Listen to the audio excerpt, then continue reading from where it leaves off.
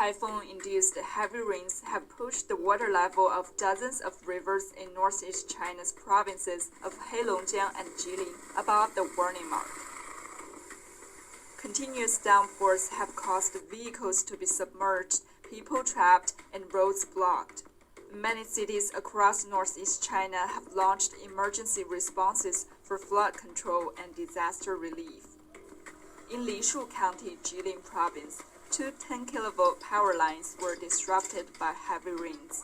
The local electricity department sent a team of 20 emergency responders and managed to restore the power quickly.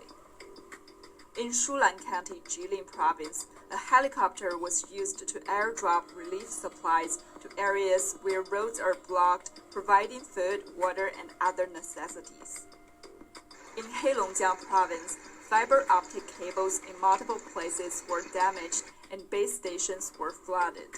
Over 1,000 repair workers were dispatched to various affected areas and gradually restored communication networks.